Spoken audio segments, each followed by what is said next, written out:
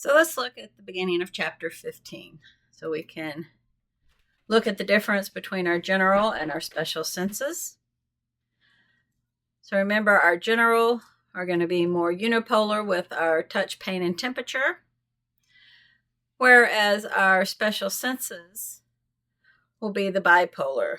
Taste, light, sound, head movement are detected by a cell, a specialized receptor cell that then transmits the signal via action potentials to our cranial nerves. And then smell, also a nerve cell, but its receptive ends actually hang down in the nose and directly bind to the odorants. And so, just like we have seen throughout the nervous system, we have a channel that opens, ions flow in. Those ions flowing in cause a neurotransmitter to be released. That neurotransmitter will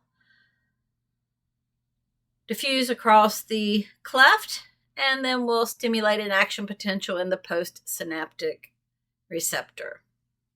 And so remember, we can have directly opening of our receptors with ionotropic, or we can have indirectly opening with metabotropic. Call back to chapter 14. And so here we see the sense of smell with the receptive ends of our olfactory neuron hanging directly down into the nose, with support cells surrounding the cell and mucus cells. We have the olfactory gland that will secrete mucus. If you look at the photomicrograph looking up into the superior area of our nasal cavity, you can see how they look like little flowers with their dendritic ends coming down into the nasal cavity itself. And then as you inhale air, odorants come in, they bind to those dendritic ends and they cause a secondary messenger. And so the odorant binds, activates the G protein, that activates the enzyme adenylate cyclase, cleaves ATP to cyclic AMP, and then indirectly opens that calcium ion channel, which will lead to the inflow of calcium and sodium with their concentration gradients, causing that action potential that we have been talking about all semester. Once we generate that action potential within the olfactory neurons, it is carried up and synapses with the mitral cells, and then the axons of the mitral cells carry that signal through the olfactory tract, which is contained here, and that synapsis occurs in our olfactory bulb. You have olfactory bulbs on either side of the nose, and that is carried then back to our primary olfactory cortex in the temporal lobe of the brain. All of this traveling via action potentials. So signal from one, the presynaptic, heading to the postsynaptic and stimulating the action potential in the postsynaptic neuron also. When you lose the ability to smell, so lack of olfaction, anosmia, it can be very serious because you got to think about it. You detect danger, the smell of smoke. You also, a lot of your sense of taste and whether food is good or bad is through the smell of the food and the enjoyment of food. So the sense of taste. If you've ever had a cold, how you don't feel like eating because you can't taste anything. Everything just tastes like nothing, blah. And so when you lose the sense of smell, it can cause a lot of issues, and it can be from physical issues or it can be from neurological issues. Either one can cause the loss of smell. And then age, such as Alzheimer's and Parkinson's disease. That's why people lose the desire to eat. It's because as they age, their olfactory neurons replaced by basal cells, and they just lose that sense of smell and lose that desire to eat. It can also cause depression. So when you lose that joy of eating, which we all like to do, we can all start having depression and other issues associated with the inability to smell. Smell and taste are chemical senses, and what that means is that they need to be dissolved in a liquid. And so in the nose, the odorants are dissolved in the mucus. So your inside of your nasal cavity is quite moist, and so is your mouth with saliva. And so the odorants, or the ions that stimulate both smell and taste, are chemical senses. And that means they need to be dissolved in a liquid in order to bind to the receptor and allow for that to generate an action potential. And so on our tongue, we have lots of papillae, and within especially these back papillae, the valate papillae, are where we have taste buds.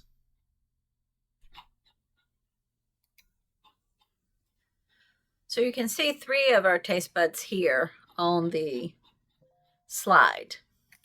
But there's a 4th taste bud also, that is the filiform papillae. They are not shown on this diagram. The valate, or the circumvallate that you may see, are our largest of our taste buds, and they contain, or largest of our papillae, and they contain over 100 taste buds each.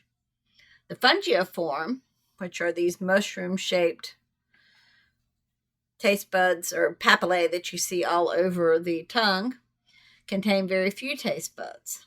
The folate, over here on the side of the tongue, only contain taste buds in childhood.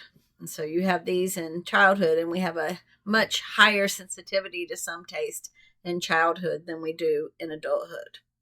And then the last of our And then that last taste bud, the filiform, which is a very long, thin cylinders, and they are used for texture and temperature detection. And that's taste. Taste is not just sensing the ions that give us the bitter, salt, or sour, salty, all those tastes. Also, the temperature and texture of things affect the way that we taste, because some people like things cool, some people like things so hot they're about to burn their tongue. So there are receptors, as we just mentioned in the filiform papillae, that detect texture and temperature, which in addition bring in the taste. One thing I forgot to point out back in the olfactory is that how it does not run through the thalamus. All of our other special senses will relay through the thalamus in their pathways. And so what do we detect when we taste things? So sweet, we're going to get the sensation of a sweet with simple sugars, such as glucose, fructose.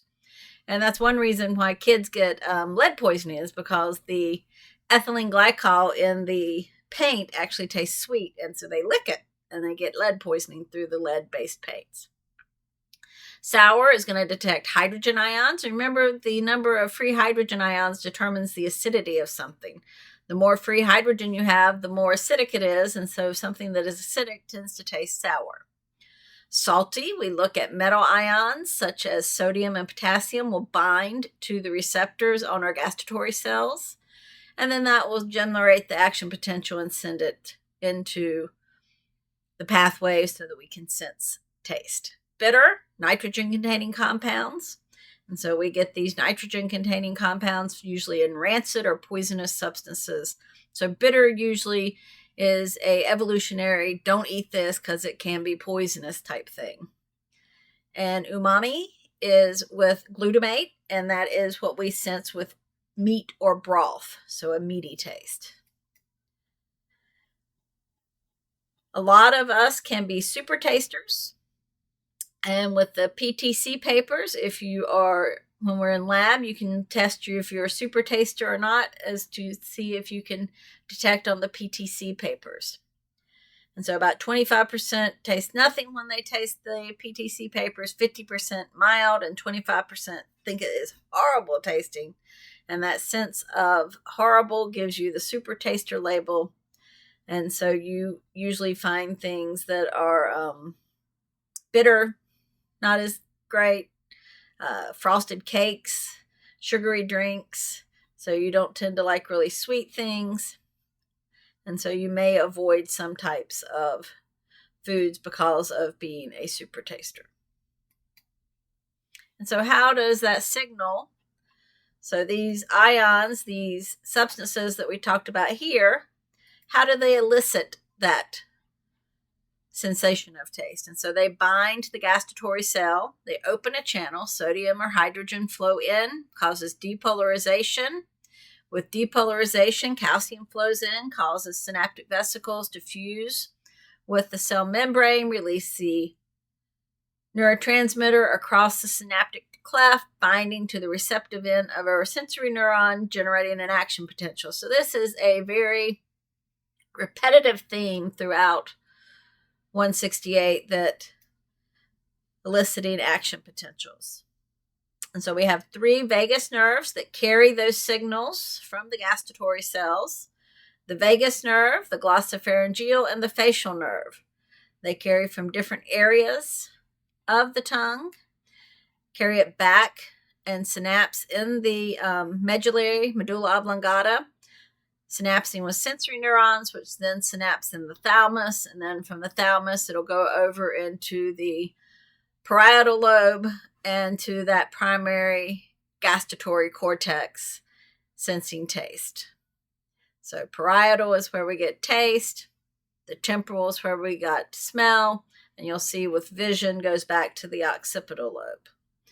But again, olfactory did not synapse through the thalamus, and that's because, remember, the receptors were up here in the nasal cavity, and so they were already above the thalamus when they get activated, so they don't go through the thalamus to relay their message back into the central nervous system. All right, so let's look at vision next. So we will end the talk on our chemical senses here, and then we'll do another lecture picking up with the special sense of vision. Have a good day or evening, and look at our next lecture to look at vision. And then a third lecture will be on hearing.